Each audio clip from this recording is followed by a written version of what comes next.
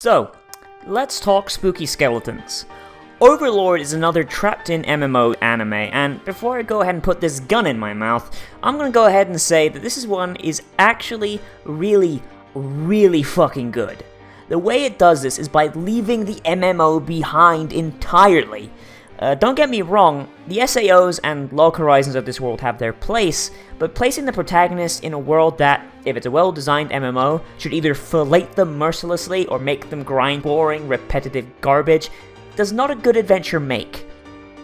Overlord fixes this problem by placing the protagonist Momonga in the body of his character, Spooky Skeleton, and teleporting him, his guild hall, and all of his guild's NPC guardians to a very real world that, while it kinda works like an MMO, is a great deal more realistic and not bound to annoying game mechanics. This also lets them play a little faster and a little looser with the rules. Though the references to actual MMO mechanics did make me raise an eyebrow, as mangakas and light novelists are, by and large, pretty fucking shit at game design. What we know of Yggdrasil, the game he came from, and the new rules of this alternate world are all fairly consistent, and seem like they would actually work in a proper game for the most part. I have very few complaints about this anime. To be honest, the story is good, Momonga-sama is never quite clear on his intentions, in a good way mind you, and is honestly one of the best anime characters I've ever seen. The best thing I can say about this anime without spoilers is that if you liked Saitama and One Punch Man, then you should really get into this. It's the same kind of overpowered hero anime, but with much darker overtones.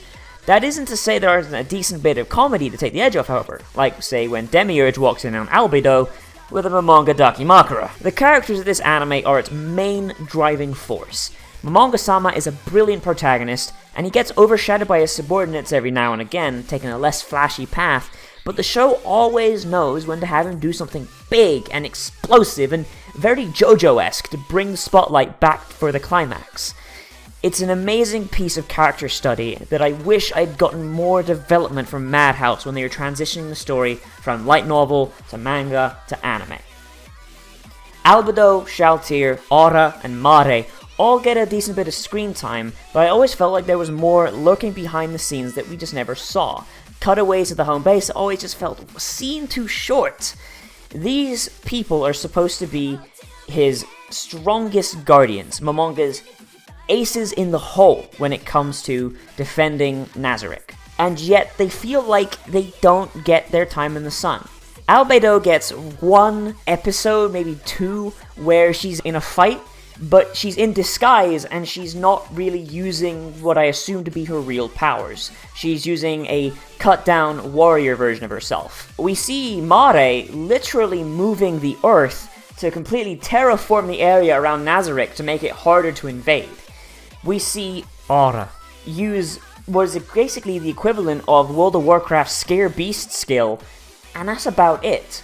And in the final episode, those two people get a god item, or world item, which is supposed to be some of the strongest magical items in the game, and yet they don't use them, they just kind of stand there with them.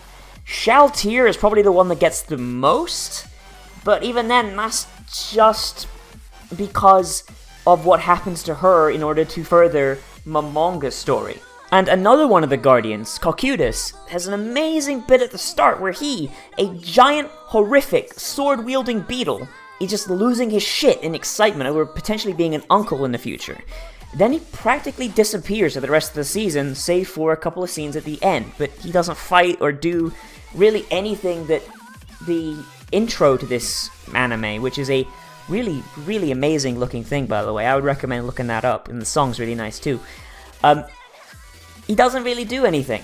This happens with several characters that pop up in this one season anime, and the fact that they aren't explored further just hurts me to no end. Go watch Overlord if you haven't already. It's fucking amazing, and it's one of the best animes I've watched in a long ass time.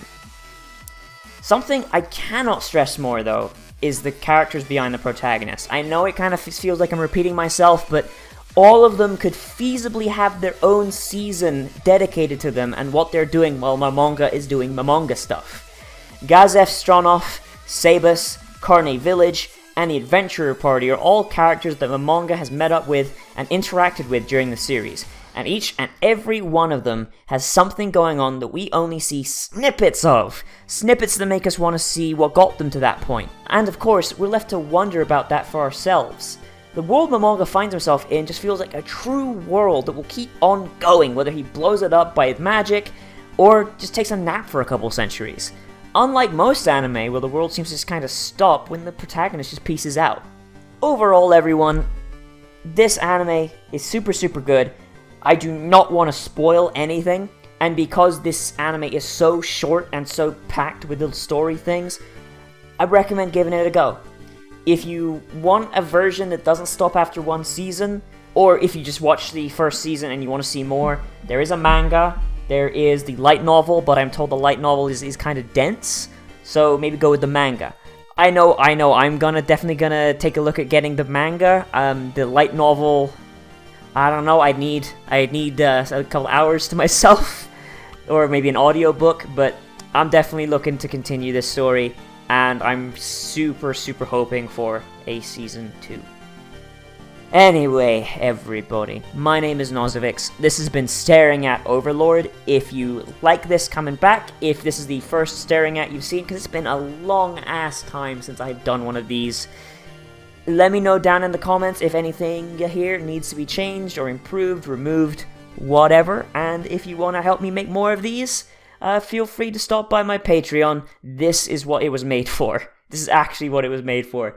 It's just kind of been kicking around. So, thank you for watching, everybody. Please remember to like, comment, favorite, subscribe, and I will see you around.